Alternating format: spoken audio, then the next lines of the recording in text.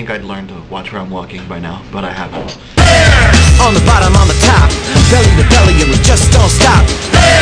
On the left, on the right, I wanna roof all night.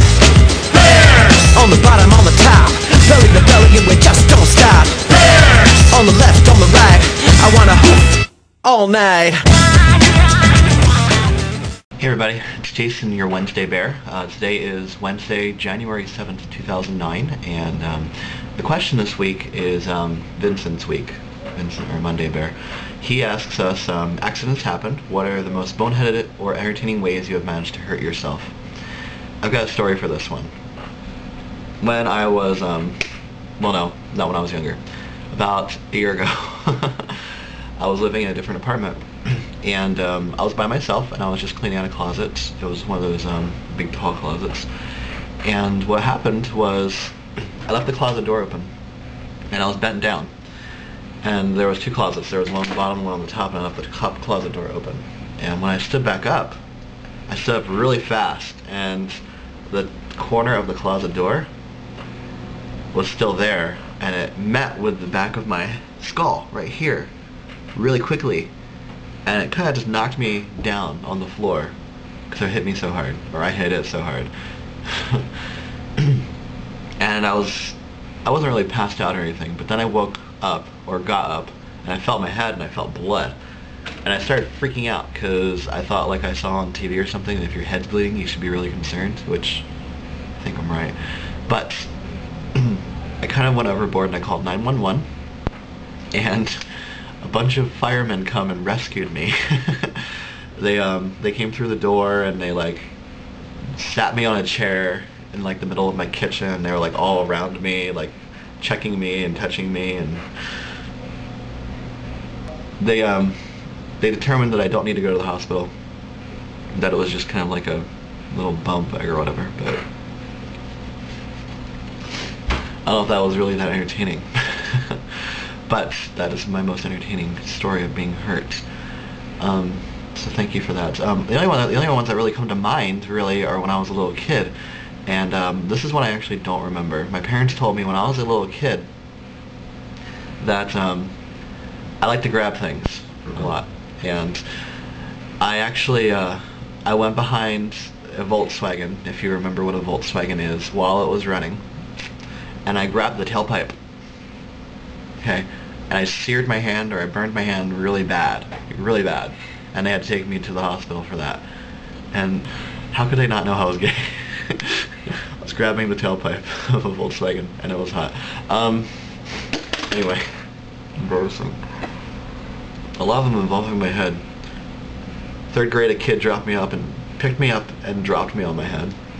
Lots of blood coming out then too. Broke my little finger playing dodgeball.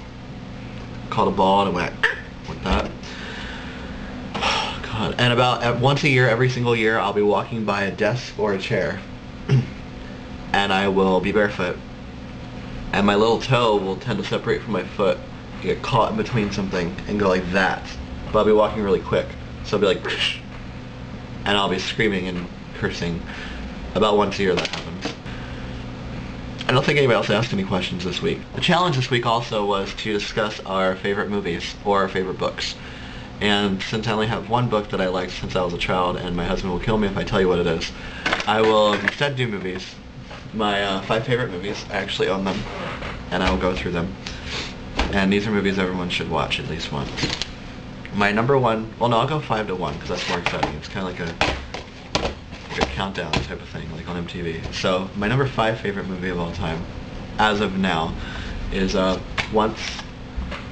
It's a story about these two people here who fall in love, but they can't have each other. But it's a musical, and it's also a musical in... What type of music is this? Irish folk. Irish folk music. Musical. I know it sounds thrilling, but it did win Best Song last year at the Oscars. And it really is a great movie, and if you really want a legit love story, this is a legit love story. Not all that other crap with Tom Hanks and Meg Ryan. This is much better. Number 4 is Garden State. I know a lot of you out there are rolling your eyes right now, and you have a right to. This one hits home for me because this is where I'm from. I'm from New Jersey. I can actually vouch for this movie.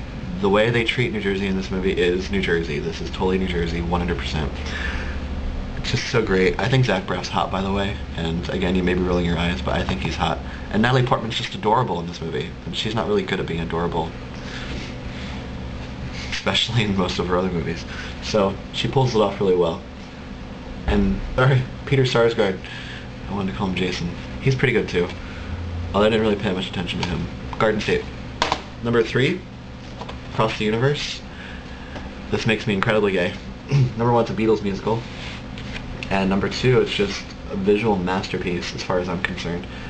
And just all the special effects editing, all the updated versions of all the Beatles songs. I know it sounds blasphemous, but most of the versions of the Beatles songs in this movie are better than the originals, in my opinion. And I don't care what you think. I think it's true. And this should have gotten a lot more acclaim than it actually did. But I could watch this over and over again and be very happy. So please go get this. Number 2 is one a lot of you may or may not have heard of. It's called Short Bus. Short Bus is a non-rated movie, so this is not for the children. This movie actually has real sex in it, but it's not a porno. What this is, it's a movie about sexual expression with some pretty horrible acting, but I think the story far outshines the acting in that it's just a story of learning to be sexually free of all the constraints that could possibly hold you back. And if anything, this movie really opened me up to being a psychology major, because I originally wanted to be a sex therapist, and now I'm not going to do that anymore. But this movie really opened a lot of doors for me, and it's a movie everyone should see, but not if you can't handle graphic. Like, sex, cum shots, everything is in this movie. But it's not a porno. It's really good. Get it. My number 1 favorite movie of all time is Dancer in the Dark, which, again, is another controversial one because half the people that see this movie either love it or they hate it, like with a passion. There's no in between. You either love it or you hate it, and most of the people that love it never want to see it again. That's how hard it is to watch this, and I won't spoil it for you, but it has Bjork in it. You may have heard of it. It's the year that she went to the Oscars wearing that big swan dress. She was nominated for this movie. And it's just a story of love and being a mother and taking care of your family no matter what happens. And it's a musical, again, with Bjork music. A musical with Bjork music. Go figure that one out. But yeah, this movie will never be replaced as my number 1 favorite movie because it affected me in a way that I can't possibly explain. And that's something I can say for all 5 of these movies.